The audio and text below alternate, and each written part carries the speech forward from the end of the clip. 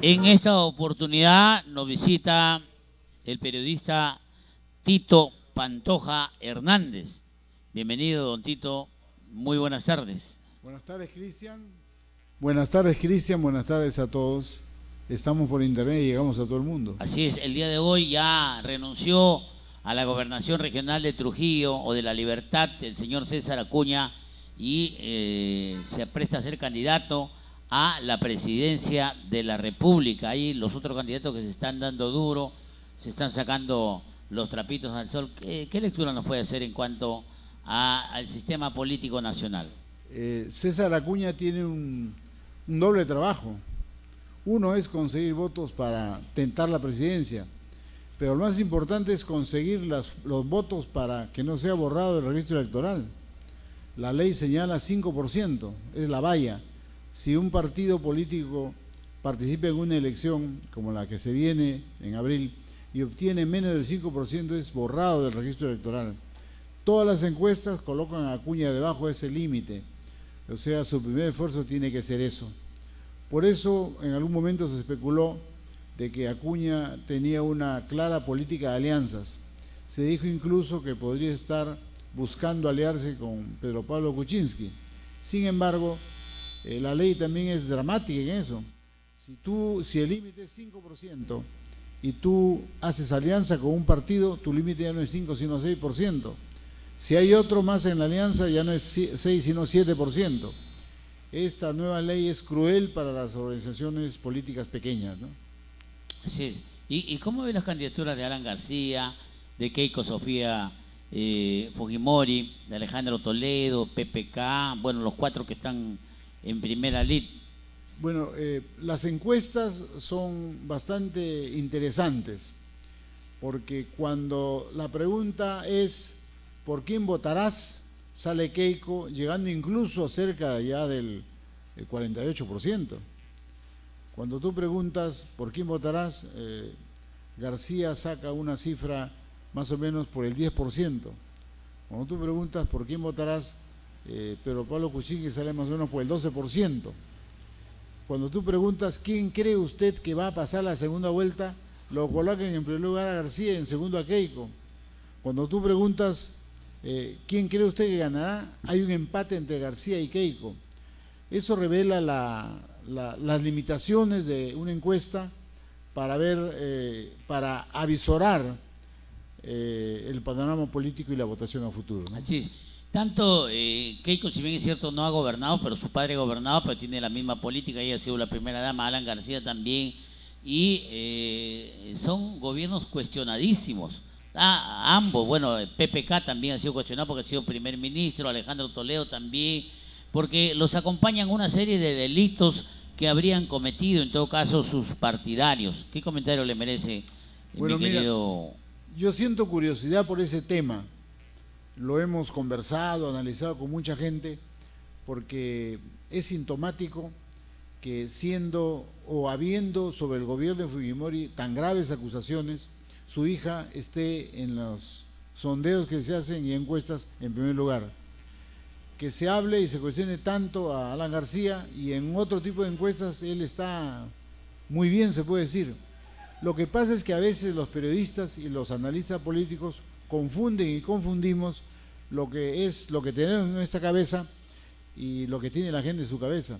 Tengo la impresión, como lo demuestran muchísimos estudios a partir de los años 60 del siglo pasado, que las mayorías ciudadanas votan no porque piensen mal ni porque sean brutos, sino votan porque piensan e imaginan que le va a solucionar sus problemas. El problema de los políticos a veces es que no logran identificar cuáles son esas aspiraciones, en todo caso, cuáles son esos problemas más sentidos por la gente. Y muchas veces no hacemos empatía, o sea, no nos ponemos en el lugar de los demás para adivinar qué quieren y terminamos debarrando en nuestros análisis, ¿no? Claro, muchas veces pues el político siempre se va a las agrupaciones, ya sea por ejemplo de taxistas, mototaxistas, identifica su problema, por ejemplo el mototaxista quiere que le hagan un descuento de 2 soles, 3 soles y se va y le consigue ese descuento y los mototaxistas o los taxistas pues ven a ese candidato como un posible salvador, porque mientras llegue ese candidato al poder, cambian las cosas definitivamente. Claro, porque nosotros olvidamos muchas cosas. Primero, lo primero que tenemos que saber es que somos un país pequeño, ¿no? El Perú es un país con 30 millones de habitantes, sin mayor presencia o potencia en el concierto de las naciones. Somos un país de los pequeños, con un PBI pequeño, y no tenemos fuerza política. Te cuento solamente un hecho, lo que está pasando. En estos días pasan cosas que la prensa grande no dice, oculta, y que lesionan severamente la dignidad nacional. Hace algunos días el gobierno americano embargó las cuentas del Banco Central de Reserva para que no paguen la deuda que se tiene por las armas compradas a Rusia, y a la vez anunció la venta de cañones a Chile. Lo segundo es que las presiones americanas han continuado. Hay un portaaviones ultramoderno de los Estados Unidos en el Callao, que atrae cerca de 80, 120 aviones, porque tiene grandes hangares, que ha llegado de visita, entre comillas, y hay hoy día unos ejercicios entre pilotos peruanos de los MiG-29 con los pilotos americanos con esos aviones ultramodernos. Y no sacamos lecciones de eso. El Perú acaba de anular la compra de unos camiones rusos Kamaz. Los camiones rusos Kamaz son unos camiones que no son muy conocidos en el mundo, pero son de primera tecnología, que no solamente sirven para transportar tropas, sino son vehículos militares de transporte que pueden transformarse en base para lanzacohetes múltiples, pueden ser transformados en vehículos antiguerra nuclear, antiguerra bacteriológica, o sea, son vehículos de última generación. En la licitación internacional que se ha convocado, ellos estaban en la primera prioridad como el mayor puntaje, pero a la hora que se comunica quiénes son los que entran a la etapa final, han sido sacados. Los analistas dicen que han sido sacados por las presiones del gobierno norteamericano. ¿Qué es lo que está pasando en el Perú? Están pasando muchísimas cosas. Hace 2 semanas se habló de un probable golpe de Estado, ¿no? Incluso algunos medios de prensa norteamericanos señalaban que se rumoreaba mucho que habían grupos armados en la ciudad de Lima.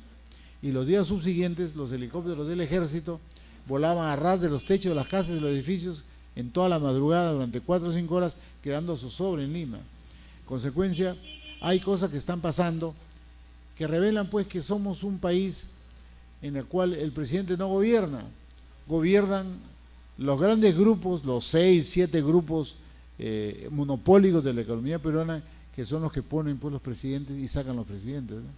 Así es. Usted ha sido lector de muchos periodistas nacionales, mi querido Tito Pantoja, y se ha enterado de las palabras, de las expresiones de Mario Vargas Llosa en contra de Alan García y en contra de Keiko Sofía Fujimori. Por otro lado, Hildebrand en sus 13 también hace comentarios fuertes en contra de Alan García y en contra de Keiko Sofía. Yo quisiera su lectura. Bueno, siempre la opinión de un premio Nobel es importante, ¿no? Es evidente el prestigio, enorme prestigio internacional que tiene Vargas Llosa. Por eso es utilizado por ciertos sectores a los cuales él está ligado para que dé opiniones que causan, evidentemente, no ¿Usted solamente es convencido polémica. que es utilizado Vargas Llosa? Claro, o sea, la opinión de Vargas Llosa pesa, pues, ¿no? No, pero ¿qué es utilizado, ha dicho?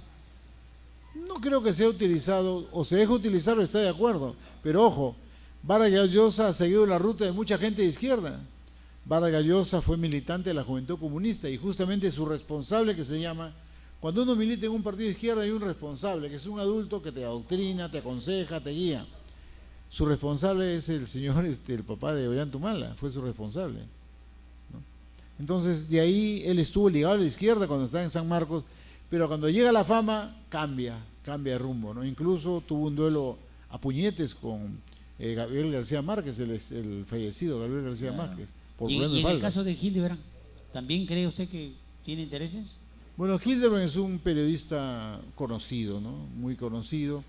Y su opinión es respetable, seguida. Trabajé con él en Caretas hace mucho tiempo. Es un buen periodista, ¿no? Sí, es un buen periodista que ha hecho empresa.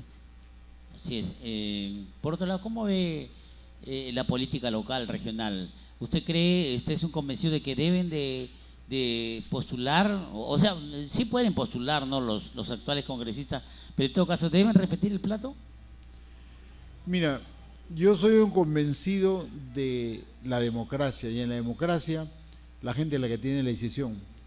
En el Perú... No, yo le pedí su opinión personal, sí, mi querido Tito. no, en el Perú es una fiesta.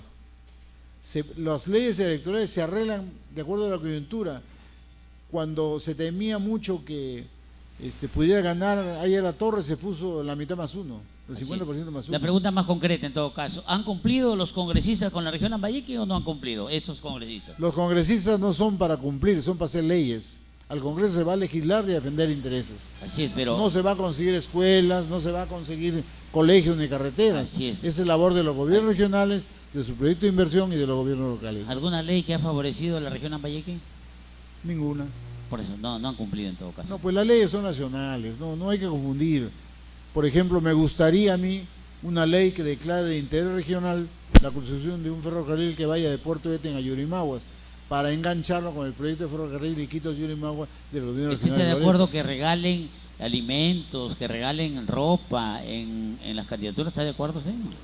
No estoy de acuerdo, pero el problema es que dicen que, se da, que tú y yo no somos pobres, pues. Así de sencillo.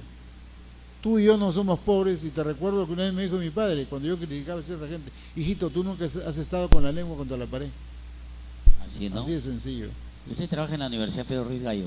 Yo soy trabajador de la Universidad Nacional Pedro Ruiz Gallo. Así es. Bueno, se está manejando políticamente, hay serias denuncias en la Universidad Pedro Ruiz Gallo, y usted como trabajador antiguo conoce justamente el accionar. Para mí, bueno, el actuar del Poder Judicial me deja mucho que desear, porque si bien es cierto, hay ciertas responsabilidades que después tienen que asumir, en todo caso, cada acusado o coacusado, pues me parece muy mal que se les interne en el penal de Pixi. Eso sí, yo no estoy de acuerdo. Pero su opinión, usted como trabajador... Mi opinión es muy clara. Lo que está en juego es la gratuidad de la enseñanza y la tendencia a privatizar bienes y servicios del Estado, ¿no? Se quiere privatizar el seguro social, se quiere privatizar colegios aquí en Lambayeque con asociaciones público-privadas, y también creo yo que se quiere privatizar la Universidad Nacional Pedro Ruiz Gallo. No está en la lista de universidades que el Ministerio de Educación y el Estado el año pasado dieron como válidas. En el norte está solo la Universidad Nacional de Piura, ¿no? ¿Han hecho uso o mal abuso de los dineros de la Universidad Pedro Ruiz Gallo los actuales directivos? Yo quiero ser claro, en el Estado, como está estructurado, nadie hace uso y abuso, porque todo es controlado. Lo que hay son acuerdos y reglamentos. ¿César Álvarez internos. de la región Ancash no hizo abuso o mal abuso? No sé, ahorita no tiene Usted nada que ver. Que en las No, es que no instituciones tiene del nada Estado. que... Nadie hace uso y abuso de los bienes del Estado. Todo gasto en el Estado, y la gente tiene que saber, lo autoriza el Ministerio de Economía y Finanzas. O sea, también hay responsabilidad arriba. Otra cosa es que se maneje ilegalmente los procesos de adjudicación, ¿no? Como licitaciones, concesiones, etcétera. Esa es otra cosa, ¿no? Pero en el Estado no, la gente tiene que saber que en un aparato estatal no está la plata en un cajón en el cual agarra uno, ¿no?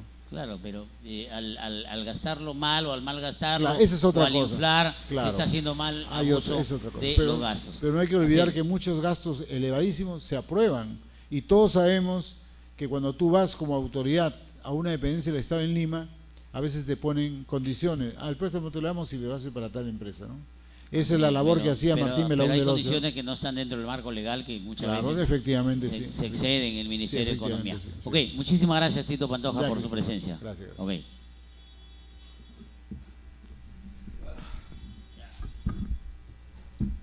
Bueno, Cristian. No, ¿por qué? Pues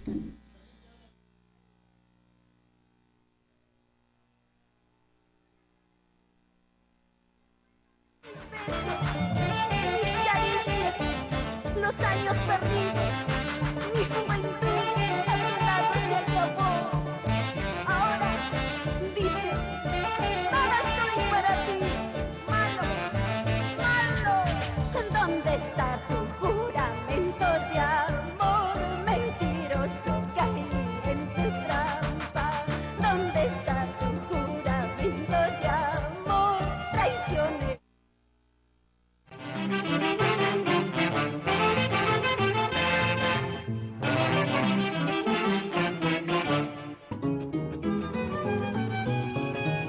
hermosa del Perú y la Rosita más bonita, Rosita de Guaribamba, para